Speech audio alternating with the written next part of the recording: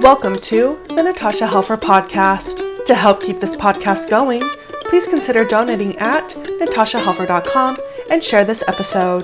To watch the video of this podcast, you can subscribe to Natasha's channel on YouTube and follow her professional page at Natasha Helfer, LCMFT, CST-S. This podcast addresses many topics around mental health and sexuality. It may not be suitable for minors. Some topics may elicit a trigger or emotional response, so please care for yourself accordingly.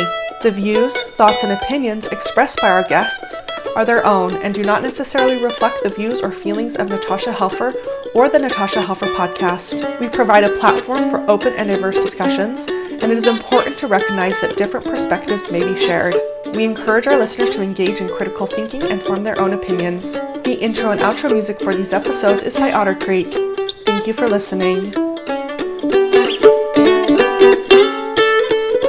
Hello, everybody, and welcome to the Natasha Helfer Podcast. I am Natasha Helfer, and here on this podcast, we attack shame any way we can, specifically in the intersections of sexuality, religion, and mental health. So that's what we're all about here, and I'm thrilled to have Melanie Macatee with me. She is one of our newest providers at Symmetry Counseling and has a really interesting background in regards to religion and shame and sexuality and mental health. So there you go. All the things. All the things. So without further ado, I would love for you to just start kind of with a general intro, maybe as far as your professional self, and then we can get more into your personal self. But why don't you tell us a little bit about what you're doing these days as far as your career? Yeah. So I was kind of a late in life come to a new career. I had many different careers along the way, but found myself kind of in the role of a therapist. And so went back to school and got my MSW and then went on to get my LSW and moved forward with that. And so working towards my LCSW. So yeah, I am a therapist and I specialize in kind of trauma, which is a big piece of what goes into all of the things you were speaking about, shame and religion and mental health, and then kind of work with the LGBTQ plus, IA plus community and population. And so that's a big part of what I do and how I do, and helping really dismantle and work with women and helping them dismantle a lot of the ideology and conditioning that they have gone through, and kind of navigating and figuring out who they are, apart from religion, apart from, other roles of conditioning that we have. Yeah, no, that's great. Yeah. And so so I come from a Latter-day Saint / Mormon background myself. And that's where I think a lot of my listeners come from, that background, not everybody, but you have a different, a more, kind of a different, unique perspective coming into this space here, especially as you're getting ready to move to Utah and everything is, but you converted to the Antioch Community Church. So why don't we start with just maybe a little bit of your own personal background, however much you're comfortable sharing. Yeah. And what led you, in your mind, looking back now, to being susceptible to joining a church like that, what it was like, and then we'll get into a conversation of kind of what entails religious trauma. So, yeah. Yeah, that sounds good. So I was kind of raised in an evangelical Christian church atmosphere. So there was, I spent my whole life going to church and became a Christian at age 5 and kind of did the whole church thing, right, growing up. And in my world, that was kind of my whole family's everything. That was everything that we did. We went to church. We kind of did I went to Bible study. I went to everything. I did it all kind of growing up. And then I kind of came, and that's interesting, I kind of came upon, Young Life. There's all these other organizations and groups that I was a part of, and a leader in the Christian world. And I was a youth group leader. I was always doing everything. And then when it came time to go to college, I was like, okay, I want to, I could go where the world wants me to go, or I could go where God wants me to go. So I chose a Christian university to go to. And that was kind of seen as the right choice for me at the time. And when I got there, I actually went as a theater major. I started and auditioned and went as a theater major. And so got there and was with a lot of amazing people, but also under the Christian umbrella, right? And so how I kind of got involved, I actually had kind of secretly been in a non-relationship with a woman in high school, and I didn't tell anyone. And it was like my biggest sin struggle, right? I didn't tell anyone. It was like completely silent and all of that. So getting there as a freshman, I was really... Sorry to interrupt, but tell me a little bit about what were the messages you were hearing in evangelical land that would lead you to believe that this was a problem? Yeah. So first of all, there was no, I didn't know a single lesbian. I didn't know anyone who was with another woman. And then, you know, in the Christian faith, I was so indoctrinated and so ingrained into learning that like my role was to be a woman who married a cishet man who had children. That was like the messaging that I was encouraged to kind of be. And I think a big part of it growing up in that church, especially with like the sexuality piece, they really talked, like my sex education and the way I learned about it was through the church, right? So there was a huge shame narrative. I don't know if you've ever heard of like the rose, like the... Oh yeah. Yeah. Okay. Yeah. You know. We have the object lessons too, but yes, pray tell us what object lessons you heard growing up.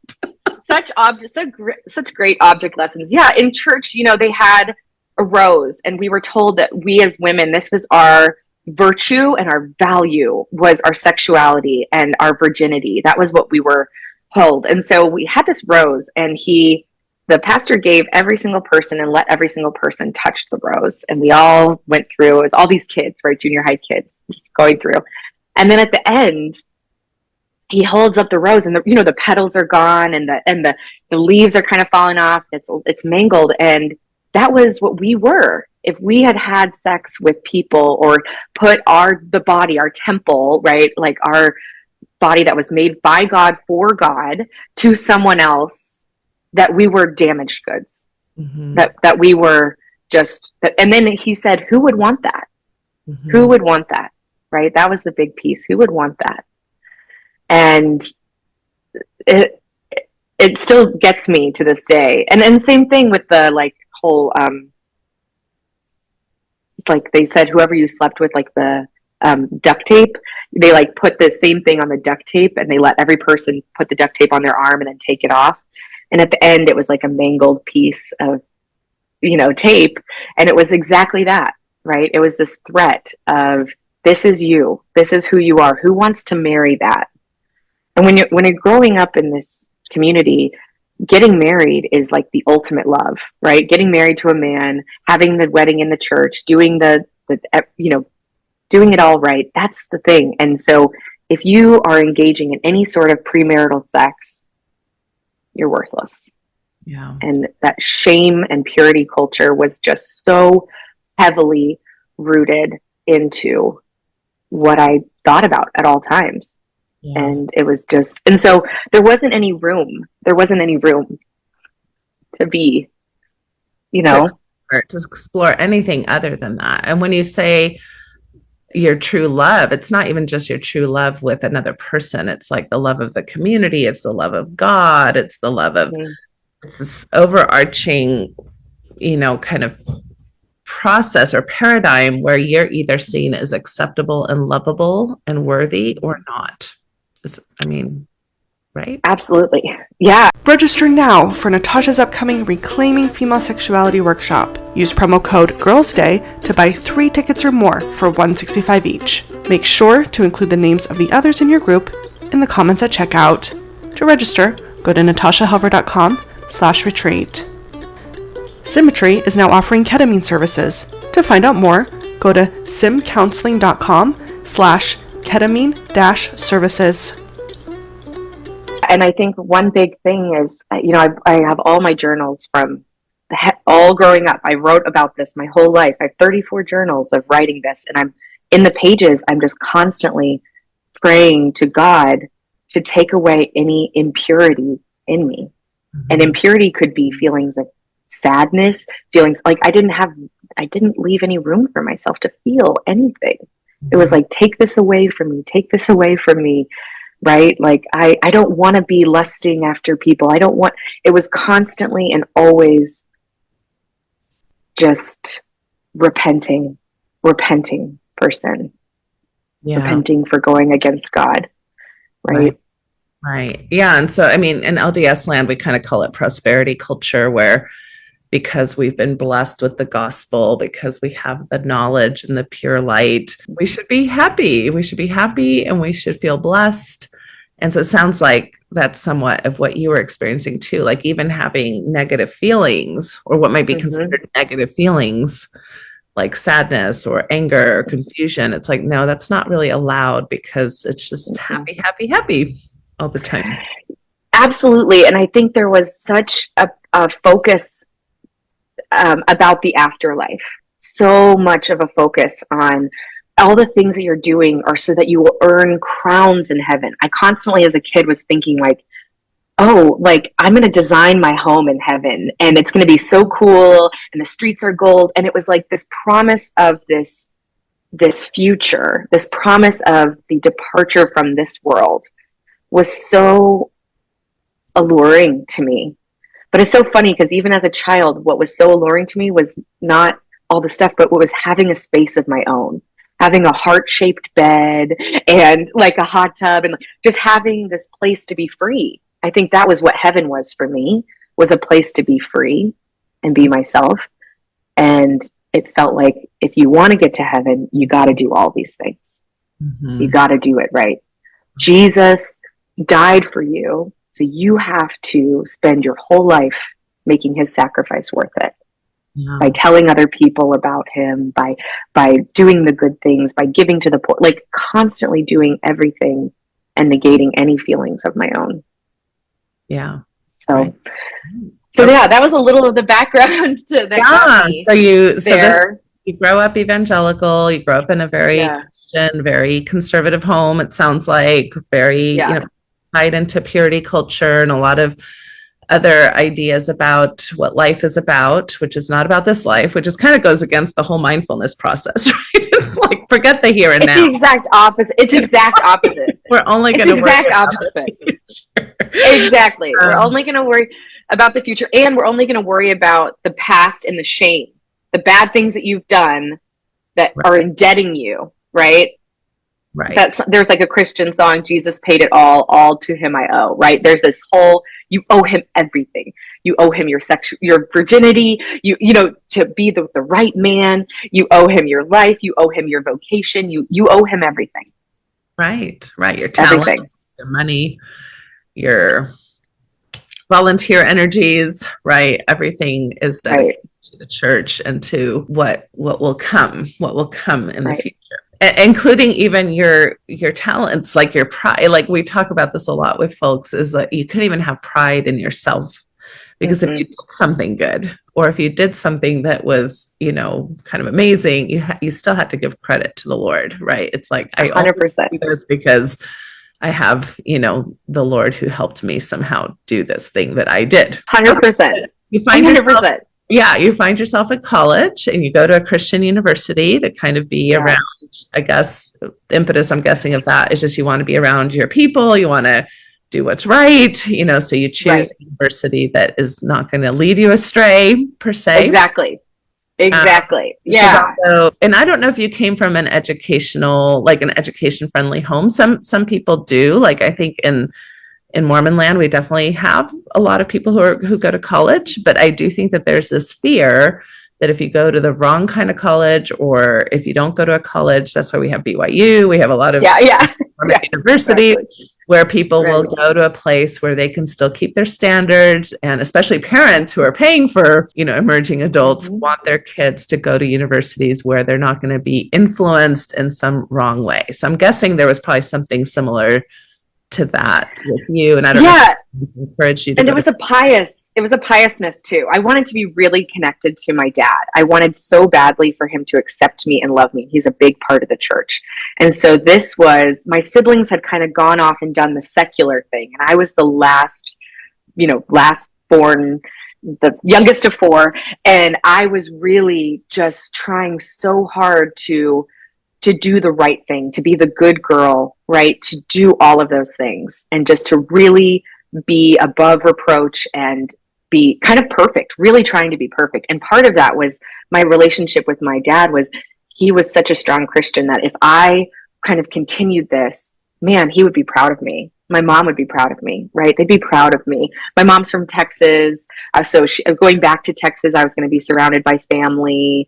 And she just loved the idea. It was like my school was a football school. It had cheerleader, had sororities. Like she wanted that whole experience for me because she had done that. And my dad wanted this Christian experience for me.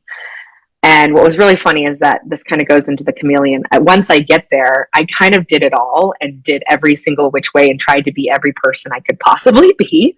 But yeah, so just really quick. So my junior year of high school, I spent time with a group of people in the seniors, and they were from the theater department. Theater was kind of my escape. It was my one place that I didn't have to be religious, really. But even then, I was religious and judgy.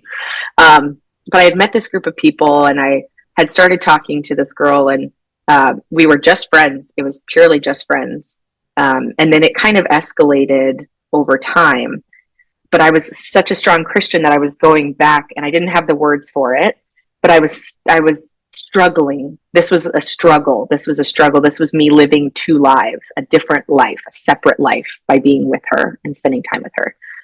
So we were kind of together, but it was secret. So when I went to college, there was this idea that I told God, I remember I told God, I will follow you and I will be good. I'll be good. I'll put this away. I'll go to Baylor and I'll be so good and I will put this away and I promise you, I will follow you. So I get there and I was really struggling and I called my mom and I told her I was struggling, and she had a member of church whose daughter went to the same school, and that daughter, I was having such a hard time because it was such a big adjustment and I was trying to figure out who I was, and no drinking, like all the bad stuff. You can't drink, there's all the like Baylor Baptist stuff as well. And this woman called me and she said, hey, do you want to come to our life group? That's what they called them at this church, was this life group. And I was like, I'm okay. And she was like, I heard you're having a really hard time. I want you to come to this life group. I really think God is calling you to come. And I said, no, I'm okay. Right. I said, no. Then she had another one of her friends call me. And this was a big piece of it, was this pursuit, a continual pursuit. Hey, I heard, you're having a hard time. This is such a fun place. We have food and snacks and we talk and we hang. Just come to life group. I'll pick you up. And I was like, great. Okay. Sounds good. So I get there and we break off into these groups of two. And she sits me down, this girl, and she sits me down and she says, I'm hearing from God right now that there's something you don't want to tell me or you don't want to say. And God is asking me to ask you, what's the one thing you don't want to tell anyone? Wow. And I'm sitting there, 18 years old, like pretty manipulative, super manipulative, right? And she's sitting there. I tell her the story of me with, this girl, and she was like, oh, I'm so glad you told me. Now you can be free. Now we have to work on how to help you. Do you want to be free from this? And I was like, well, I just want to do what God wants me to do. And she said, well, God is telling you and asking you. He is speaking through me right now and saying, you don't want this. You got to get out. Mm-hmm. And so she took me and she started taking me to church, to this really, really intense Wednesday night service, early morning prayer. I spent hours of my life. And she took me into a parking lot and she said, do you want to follow God at all costs? And I said, yes, all costs. And she said, so we got to remove every part of this girl out of your life. Mm-hmm. So she came in my dorm room and she took everything that she had given me. She ripped out pages in my journal. She said, you don't need to remember. Wow. And then she also told me that some of my clothing was like showing a mole on my chest, and that it was tempting my brothers in Christ. So that she made me put on clothes and take the clothes. She took the clothes. She took my clothes. She took everything. She took any clothes that were not modest enough. Is this like an older woman, like a motherly figure? Yeah. She's a senior. No, she was a senior in college, and I was a freshman. Oh, okay. So she wasn't that much older than you. No, and she was from Colorado, so she kind of, and I was from Colorado, and we kind of had this. She kind of just was like, I really feel like I'm supposed to help you. And the tricky part was that this is where the grooming started, with just kind of the, love bombing, taking me to places, helping me feel included, telling me and getting words from God, a lot of time getting words from God, personal revelation. And I had spent, my entire life in the church, but this was like a new level. And she was like, do you want to really follow God? And I was like, yes, I do. I really want to. So that was probably the hardest thing I've ever done. Is one day she, this girl had still been talking to me. We'd been writing letters to each other. And she was like, you have to completely block her out of your life. You have to completely end this. And I was like, okay, I guess. She had helped me write down on a note card what I was going to say to her. And she's sitting in this room and she's scratching my back as I'm calling this woman and telling her, I'm sorry, I can never speak to you again. You're living a life of sin, and you're going to live in hell if you continue this life. And I'm getting free, and I hope that for you. And I told her, was forced to tell her that, that I could never talk to her again. And at the time, this was before blocking was free. My discipler, we call it discipler, she had me call AT&T and block her number. I paid $5 a month to block her number. Wow. Right. And so it was just crazy. And I became this project for her. She was building me up as a leader. I was a theater major, and I went on this really intense retreat, and there was all sorts of wild things there, and baptisms of the Holy Spirit, and speaking in tongues, and using gifts, and all of this super evangelical stuff. And they made me leave my major. The cost of everything was so high. They just said, you can't put God in front of being a theater major. And theater was like my escape, my release. It was like, and they're like, you can't, you have to change. She was like, so the leader of the church got me in a room with other women and was like, you have to leave this. You're putting theater above God. You can't put anything above God, anything. And anything you're a part of, you have to use God. So I joined a sorority, and then it became, how are you going to infiltrate the sorority and get people to Antioch? How are you going to share your testimony with all of these people and get them to come to God? Right. So it was constantly just using me to help. I also was helping recruit. Later, I recruited people when they were freshmen. It was really, really messed up.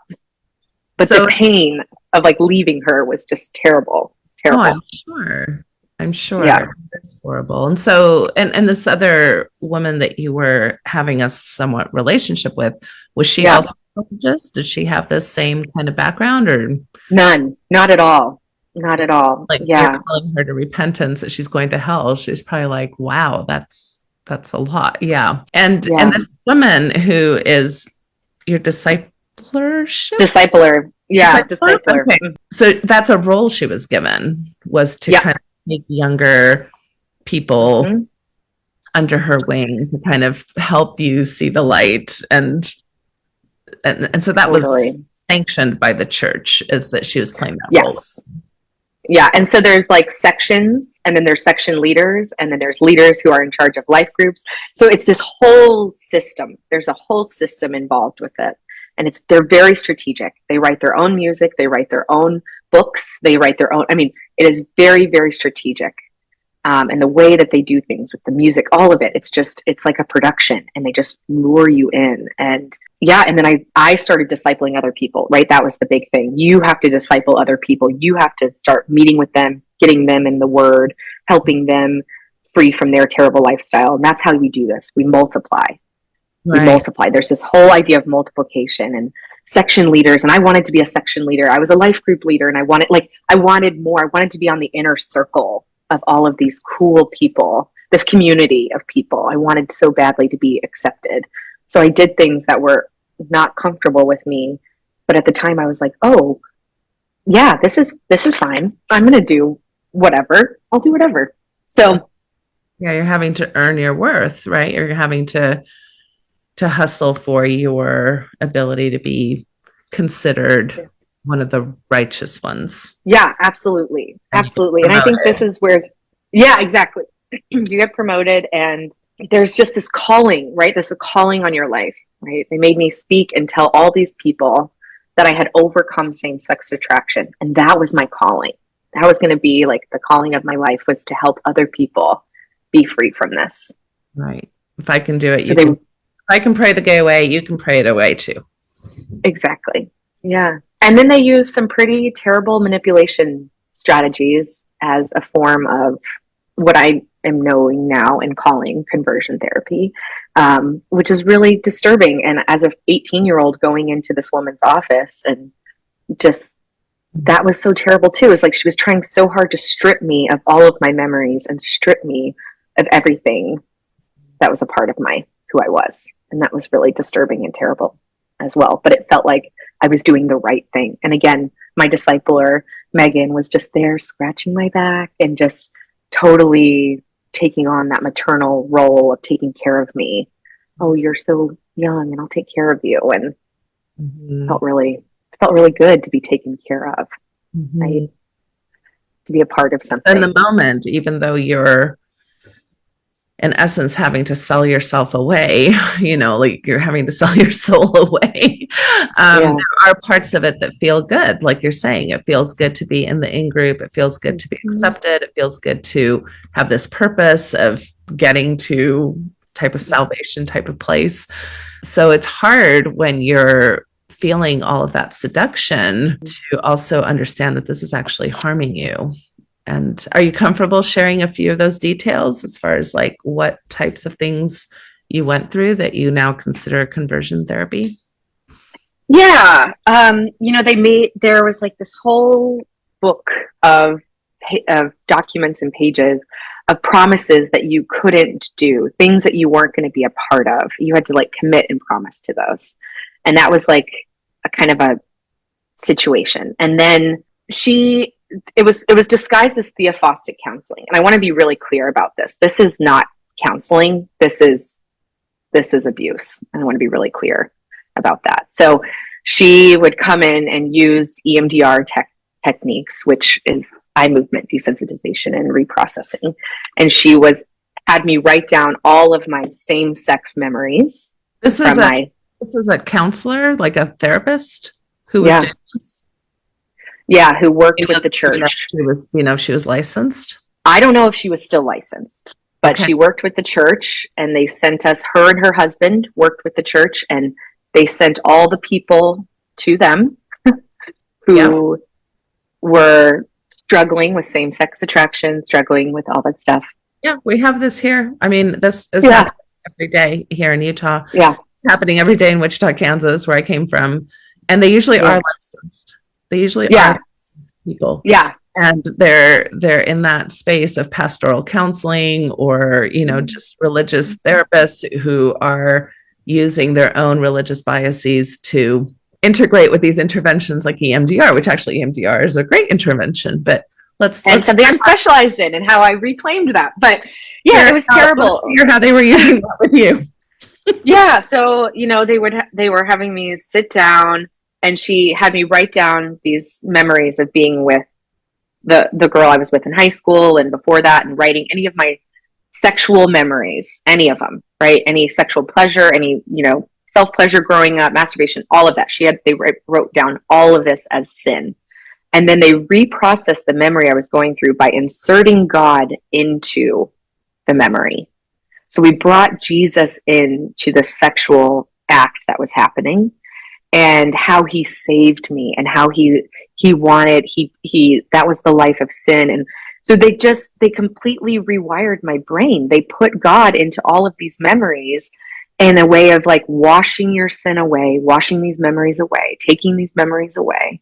Those were your old life. That's your old sin. That's your old stuff. And then she had this whole journal written down of every single thing that I had done. And one by one, we went through and reprocessed those memories. And I was using the bilateral simulation, the tapping of my legs back and forth to activate my parasympathetic, sympathetic nervous system, long-term, short-term memory. And they were inserting God into it. And then your discipler was telling you what God was saying to you. So you would tell the sin, and then this is a part that's not EMDR at all. She would say, and what is God saying? What's God saying? And your discipler would come in and say, I'm hearing that God is saying this. Right? So you're taught to not trust yourself. You're taught to trust your discipler and to express all your sins so that they'll use them against you.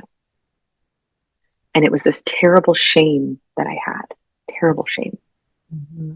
Well, and I always find that so interesting that in so many of our church communities, there's this idea that somebody else has the right to receive revelation, is usually what it's called, on your behalf, for you, somebody else, right? So whether that's your discipler, whether that's a bishop, whether that's leader of the church, that these people somehow have the special privilege of receiving knowledge and wisdom that has to do with your personal life.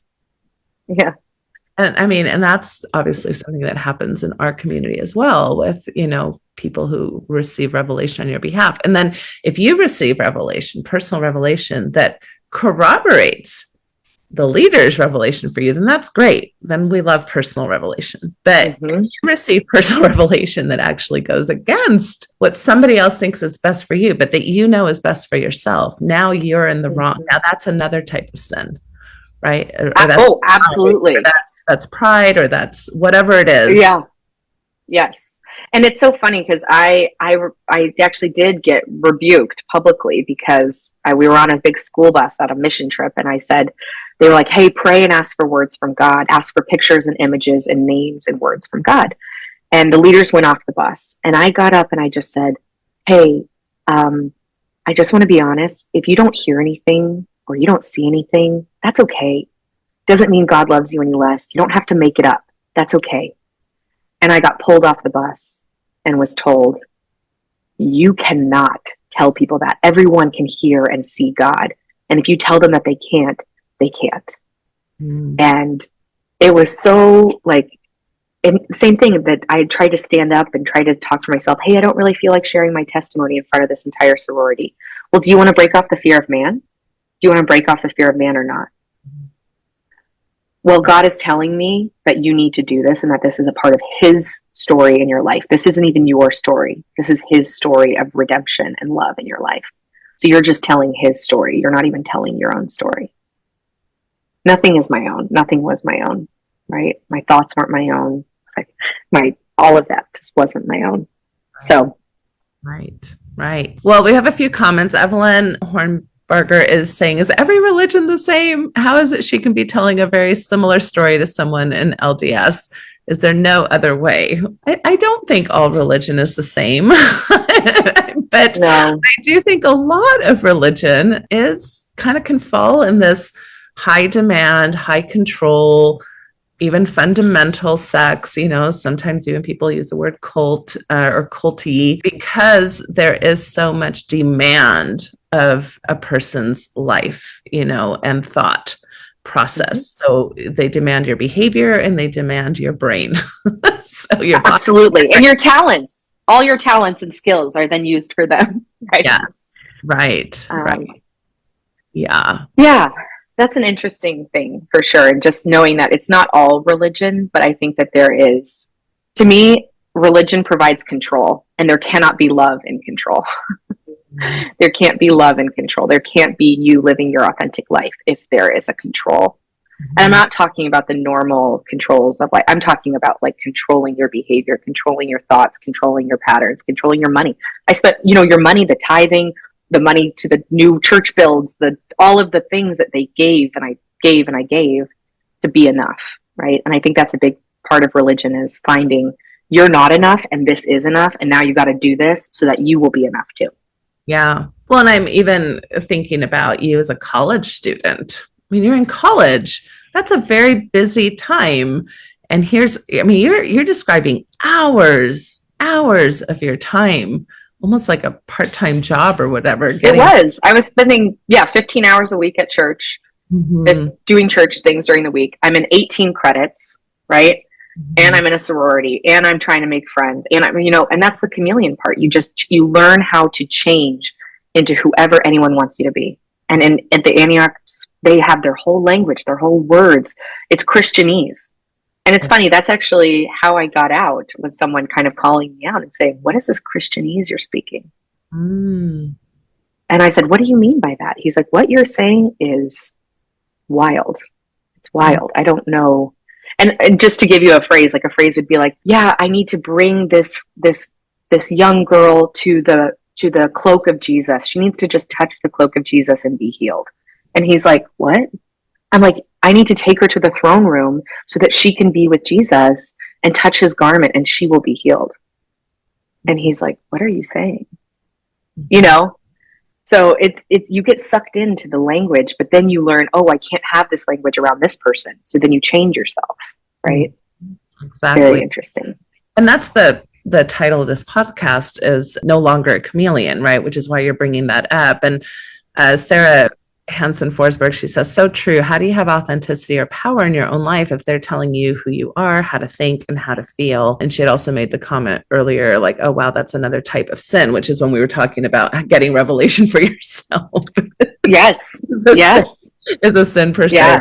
So tell me a little bit about, how do you start recognizing that this is harmful to you? And how do you start extricating yourself from, I think, what is a lot of programming that you come from being a little kiddo, right? So that's really challenging. To step away from programming we've had since we were little.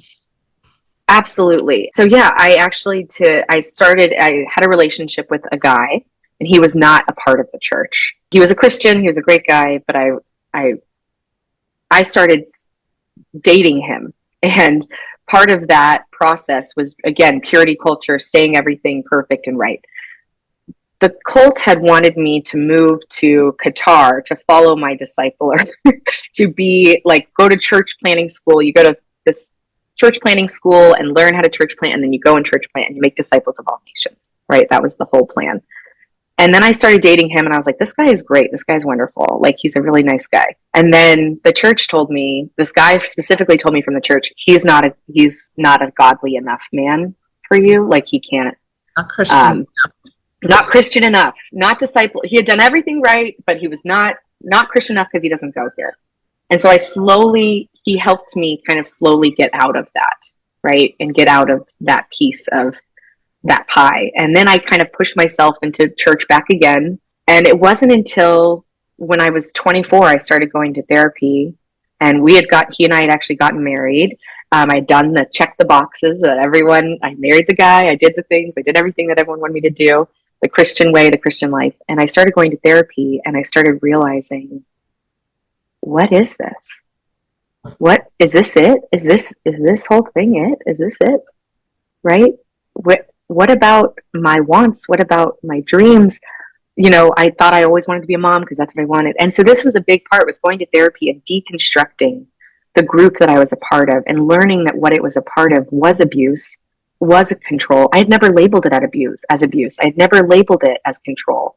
I was just like, oh yeah, that was a part of my life. Mm-hmm. I just did that. Right. I slowly, going through therapy, helping me dismantle all of the things in the conditioning that I was built up into, right? And all of these beliefs, you're not enough, faith without works is dead, all of the things in the scripture, memorized scripture that they had told me, and going through and someone asking me, well, what do you want? And I'm like, doesn't matter what I want, it's all these things, right? And so I was 24, and I started slowly deconstructing this idea of what God and what faith and religion was, and learning about things like trauma responses, and learning about ways in which I was letting everyone else and what they wanted be more important than me. And so slowly, and went through therapy, and I actually acknowledged and reached out to the girl from high school. I reached out to her and I said, I realized that I was in a cult. I'm so sorry for the pain I caused you 8 years later. And that was a huge healing journey for me. I was going online and looking at other ex-Antioch people, right? Ex-Antioch people. And I finally had a girl write a blog post, and I read the blog post, and I printed that blog post, and I brought that blog post with me everywhere I went, because it was talking about what it was like to be a part of Antioch, what it was like to be a part of this cult. Mm-hmm. And it was I was like finally feeling heard and seen, and finally feeling like this was not normal. Mm-hmm. But you have to remember, I came back to the city. Well, you don't remember, but I came back to the city where the cult was started. I had left and then came back and was married to this man in the city that I was a part of this cult.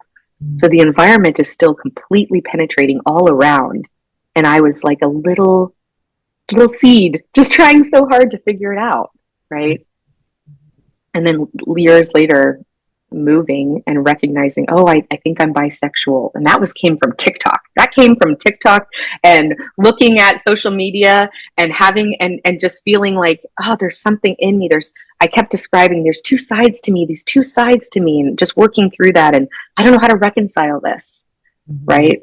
Mm-hmm. And then going to couples therapy and understanding that this was a part of me, this sexuality, this part of me that wanted to be with women, had been exiled and had been put far, far, far away, so I wouldn't touch it.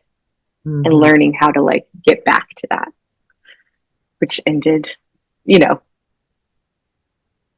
And then I think the biggest thing that Glennon Doyle's podcast really, really helped me. And she told the story about this girl who quit soccer her senior year, and she was about to go be like scouted and all this stuff. And she quit soccer. She quit everything. She just quit everything so that she wouldn't disappoint herself. She disappointed everyone else so that she wouldn't disappoint herself. And that was the first time I was like, oh my God, I have to be with a woman. I have to do this. I have to do this.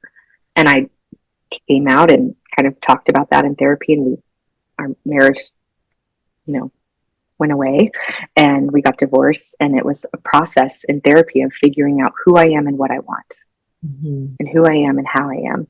And what the beautiful little piece of this, though, is that I am now with the woman, Erica, that I was with in high school. After 11 years, 12 years, we were able to reconnect. And so she held on to me, and I held on to her in our own ways, but was forced to forget her completely and hurt her so badly. And then coming back to myself, and then coming back to kind of her, which was just the beautiful part of this story, is that I was a chameleon and did everything for everyone else until I completely shed my skin through therapy, hours and hours of therapy. Mm-hmm. And now I'm with someone who wants me to be my authentic and best version of me and not anything else. Wow, that's such a beautiful story. There's similarities in there to my own story. I'm also with my high school boyfriend. I know, which is how we got connected too. It took us like 30 years, not 12. Yeah. But a lot of similar things, right? Because he was the first person I had been sexual with. And, even though it was a heterosexual relationship, it was not deemed appropriate or correct. Of course not. He wasn't part of our community, and he wasn't going to be the returned missionary, and he wasn't going to have the priesthood, and he wasn't going to be able to take me to the temple, and all those things that they made the decision for me. I mean, I guess I could have made a different decision, but it didn't feel like I had that option, really, especially as an emerging adult. And as I was listening to your story, I'm just remembering so many people who go to BYU, for example, right, and are figuring out for the first time some of these things that are so normal to be figuring out between ages 15 to 25, right? Like sexual orientation, like gender identity, like just what do I want to do career-wise, right? Theater was your love. And, they even told you that's not okay to have that love, And so when I write and I complain that BYU is so controlling of people's lifestyles, I typically get the pushback, well, they don't have to go there. Nobody's forcing them. They signed the honor code, right? And which totally minimizes this process that we have in the church of mind control, and that people are kind of functioning. Yes, they are making those choices, but they're making them from a contextual space of high level cost if they don't conform. And the university, instead of trying to help have people, expand and explore, which is really what a university experience is supposed to be about, as Absolutely. your first adventure as an adult. Yeah. But we still treat them like perpetual adolescents and have this you have to be straight, you have to be the gender that the sex that you were assigned at birth, and you have to be this and you have to be that. It's just mind-boggling to me now, but I like you was once in it. And it's so tricky because people are like, how could you join a cult? How could you, I even had some family members be like, how did you do, like, why did you do this? And I think what's interesting is, like, at the end of the day, we're all people who want to be seen and known and loved and understood. And when there is a group that is offering you those things and makes you feel important and makes you feel, and also the promise of heaven and the promise of the better life, and gives you that structure and lifts you up for who you are to them, it is so hard. It's so hard, especially for people who are people pleasers, right? I'm a recovering people pleaser. I always say that, but I spent a lot of my life being a chameleon and doing what people wanted me to do. And that includes any group that I was a part of, right? Whether it was the religious groups growing up, or the cults I joined in college, or the church I went to after, I was constantly changing myself for the version that suited them and made them have the most power. Right. Right. And people want you to stay in the position that you are, that offers them the most power. Yeah. Period. Yeah. Yeah. Well, and I mean, if we can just kind of review a few things, like, I think sometimes people are confused by the term religious trauma.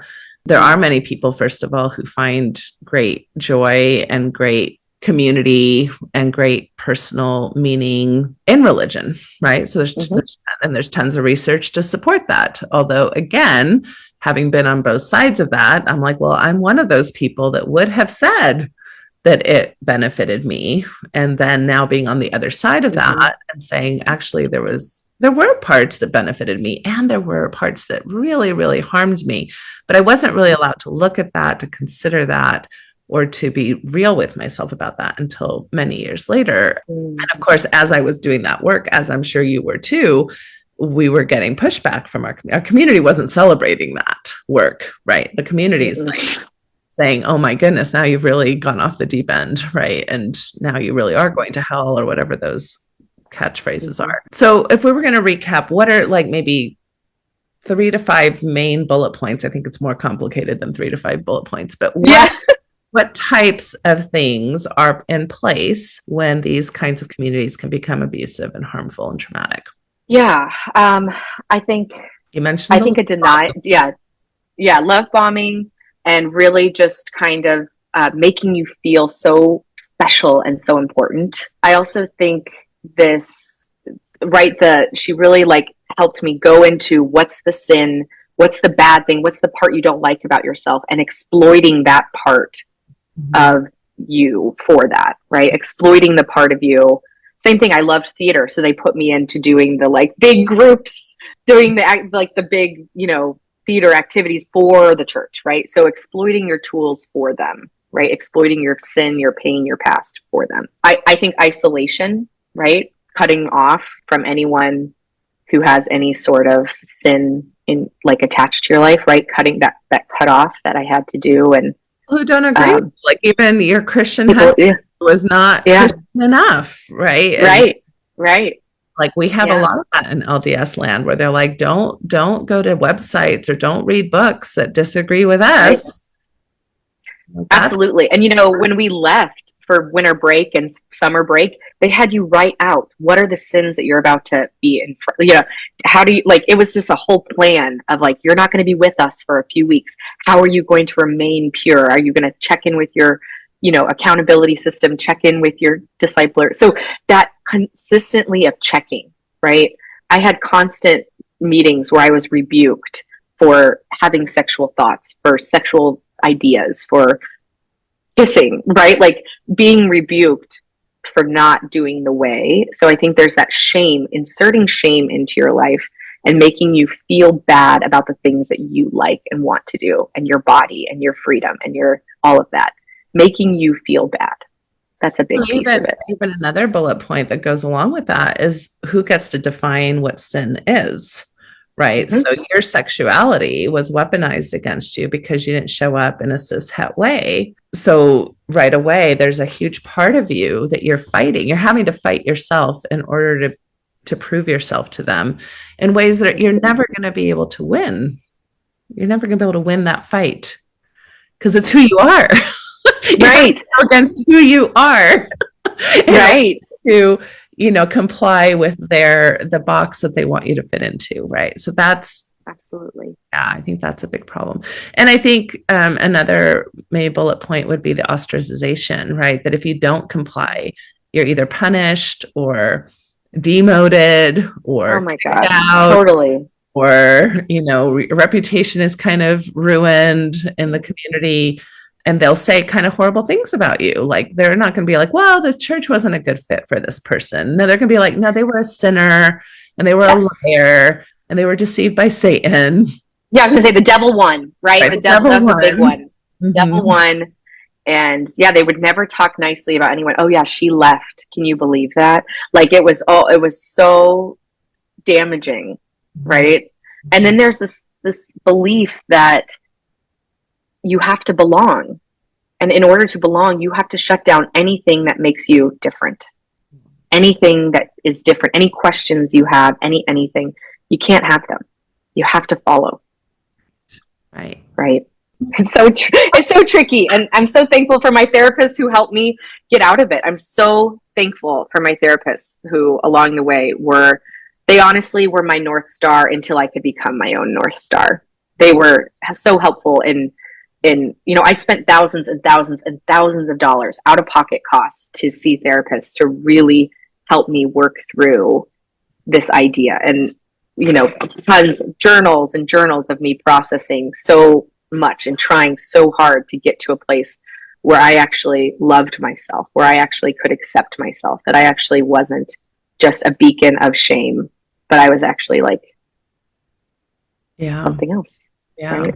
And I'm guessing, you can tell me if I'm wrong, but I'm guessing it probably wasn't that you went in the first day to your therapy appointment and they're like, oh, it sounds like you're in a cult or in a kind of abusive community. Right. Can we talk about that? Because I'm guessing you wouldn't have been open to that. And this is kind of one of the challenges that we have as counselors and therapists, even if we can see that somebody is kind of in a system that is not helpful to them. You can't just be like, oh, well, that's a crap system that you're a part of. Like, why are you part of that church? And it even goes against some of our ethics, which is to be respectful of people's religious backgrounds and spirituality. And so, I don't know, what did you learn from your therapist as far as how to do that dance of how do you help somebody, have those realizations without attacking their belief systems or their church communities? Yeah. Absolutely. I think a big piece of it is, we talk about joining with the client, meeting them where they're at, not being too far ahead of them, but being where they are and asking the questions. I think that's a big part of therapy, is that people will heal themselves. They just need to be asked the right questions, and they need their belief system that they were a part of to be questioned and to be okay to be questioned. Right. And I also was lucky. I had a friend who went through the same cult as me, the same everything. He was becoming a therapist, and again, just gave so much room and space for, well, how do you feel? Do you feel like you're breathing? Even in my marriage, can you breathe in this marriage? What do you mean? Right? Well, what does breathing mean to you? What does peace mean to you?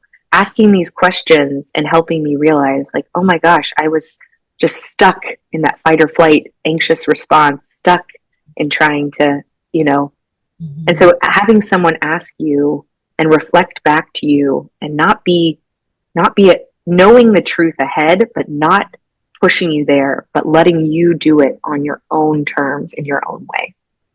Right. So that was a big part of it, was just having community of people who are also going through a healing journey, and having therapists who are willing to say, does that feel good? Did that feel good? Did that feel okay? You know, and asking those questions, and even in bringing up my sexuality, right? And bringing that up to like, bringing that up to a therapist, being like, I don't know, maybe I like women. I don't know. And like freaking out about that. And she just held the space. What if you do? Mm-hmm. What if you do? Well, that would be so, what would it be? Why would that be so bad?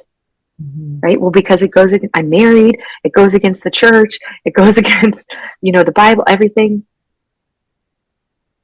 I can't be that. That's not me. That can't be me. It can be everyone else. I love all my gay friends. I love all of them. They can have this amazing life, but it can't be me. Mm-hmm. And she helped me say, why not you? Why not? And helped me walk into that place. And I'm so forever grateful. And I'm guessing that's completely juxtaposed with the counseling you were receiving from the Christian counselor in your church community. Is that correct? Like, absolutely. It wasn't about asking questions. It was more about monitoring and getting you to apply. Mm-hmm. And asking for forgiveness. So much forgiveness. Ask God for forgiveness. He changes hearts, right? Ask him to forgive you for your sexual past and all of that, right? And ask him to forgive you. Like, you were a sinner born into the sinful world. And so sin is going to be your default, but you have got to strive for perfection and strive to be worthy of the sacrifice that Jesus made for you, right? So, yeah, it's a ton. Worthiness, huge. Yeah, and it's why I'm so passionate about training professionals away from religious bias, you know, and a lot of that comes from my own weaknesses and mistakes I made as a burgeoning therapist when I was very self. And so it's interesting how you can justify as a counselor things that are really unjustifiable as far as our ethics go. And I see it all the time, and I hear it all the time. We have people who come into Symmetry counseling all the time who are sharing experiences with religiously biased therapists and comments about read your scriptures, pray, repent. Like, that is not the role of a therapist. A therapist should not, I mean, if your pastor is saying that to you, well, I guess that's the role of a pastor, right? And you have to decide whether or not you're going to be in relationship with an ecclesiastical leader like that. But that is not how a therapist should be showing up with all that religious language. No. And I think the role as a therapist now in an ex-religious kind of way is also to honor and respect that the client is the expert on their life. And if this is offering and serving something to them and they feel good in their bodies with this, then who am I to tell them otherwise, right? So I think as a baby therapist, you could really swing into that. I'm not going to work with any Christians. I'm not going to work with anyone because I just can't. My mind couldn't like compete with that. I was like, you go to church. Like, I was just like so judgmental. And we swing, right, from being this religious zealot person. And then we swing to this like, screw everything that is not, you know, like, that is Christianity and any sort of religion and belief. And then there's this beautiful middle ground. This beautiful middle ground that I have found where I can still be spiritual and believe in bigger things than myself and have a connection, but it is not bound by control and rules. And I allow people to be who they are and meet them exactly where they are without expectation of them to be where I am or anywhere else, but to listen to them and let them be, you know, the agents of change in their life. Because we cannot shame ourselves. This is a quote from someone else, but we can't shame ourselves into change. We can only love ourselves into evolution, right? And that's a big part of, I think, the therapeutic journey is helping people love themselves enough, maybe for the first time, maybe again, but loving themselves enough to heal, heal. And to find community that will help you with that. You know, like, I think therapy is part of that community that will help. Good therapy is a part of that community. Because I always have this like little bit of like even when you were talking about being a people pleaser, I'm like, well, we're wired to be in groups, right? Find a group. Yeah. Most of us don't survive very well without social, you know, spaces. And so there is this part of us that's wired to, you know, accommodate and be with other people. That unfortunately can go really wonky in some really not so great healthy ways.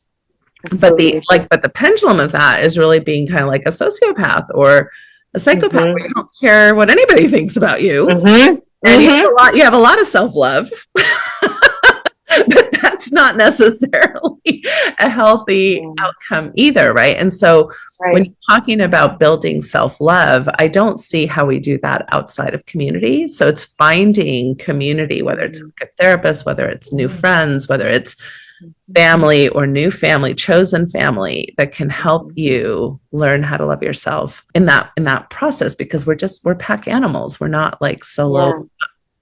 We don't go hibernate on our own and figure this out on our own. And it sounds like you had some really pivotal people to help you in that journey of self-love.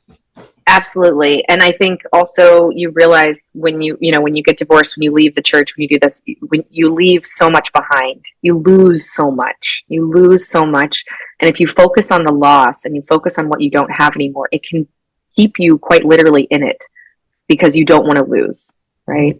There was no divorce in my family, no queer people in my family.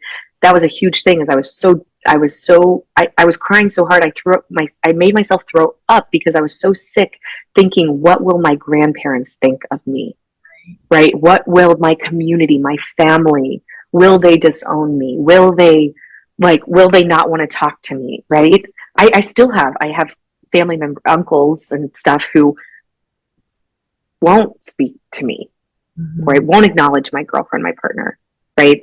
But also just knowing that in that loss, I gained the best things, because I gained people who for the first time wanted me to be me and not a version of me that suited them best.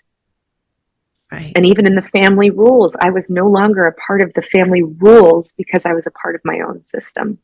Yeah. Right? And that's a huge part, is finding a community. Exactly. And finding other people who want you to be you, who don't need you to wear a mask, who don't need you to come with your pajamas on, don't wear makeup, just come as yourself, come as who you are. And I had people around me who were, my sisters, I had people around me who were holding space for me to be and to deconstruct my whole life and everything that I thought was true. And they were giving me room. That was a huge thing, is that you have to give the person going through that the space to be, the space to question, to wonder, to regret, to grieve, to cheer, to champion. You have to have that space. Yeah. And when it's in your ward or in your church or in your life group or in your whatever, not having it has a hole. But you can fill that hole with distractions, as I did for many years, work and distractions and everything else. But eventually the hole is still there, and you have to search inside and say, what's in me, right?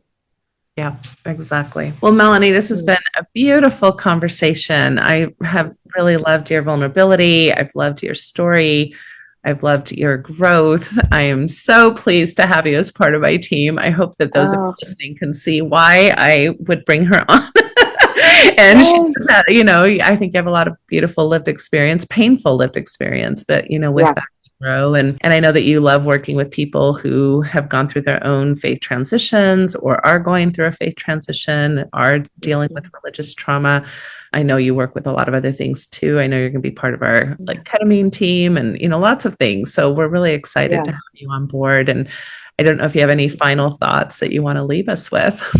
No, I think the final thing is I just feel really honored. I really feel honored to be a part of this practice, and feel really honored to be a part of other people in this community who are wanting so badly to use the pain and that they went through to literally raise the vibration of this planet by helping other people. And I'm so thankful. So I think really coming from a place of gratitude, and thank you for giving me the opportunity to share and giving me the opportunity to help other people. I'm really grateful.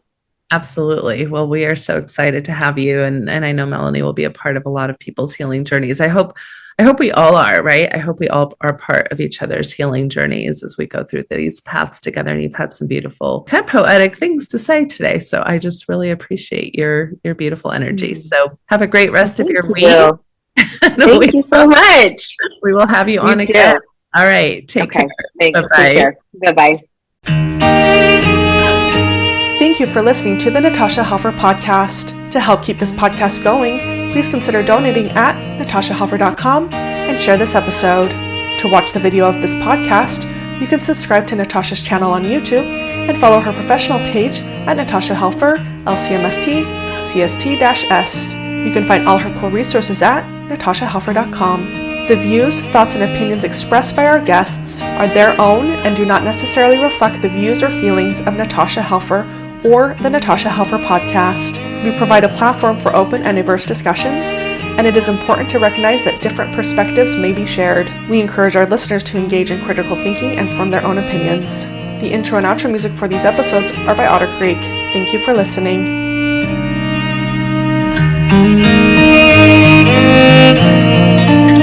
There is a place where time slows to nature's pace, and there is space there to find yourself in her embrace. Some places should be left alone. Now tishki say the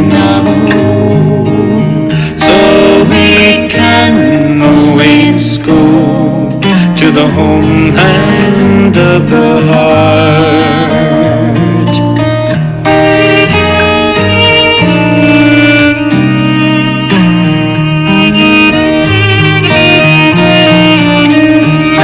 10,000 years of our human history etched on her canyon walls, alongside Earth's mysteries. Some places should be left alone.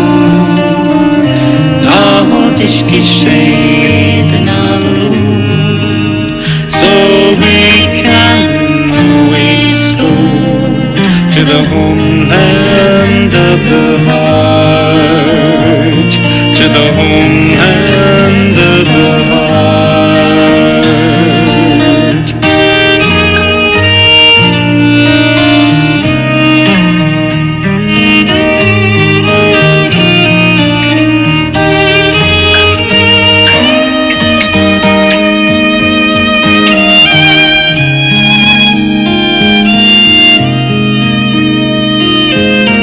Deep in our cities,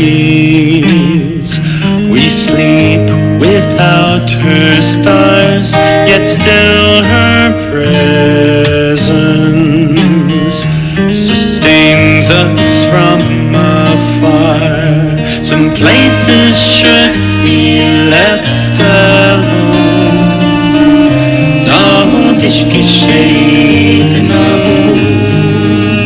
So we can always go to the homeland of the heart. To the homeland of the heart. To the homeland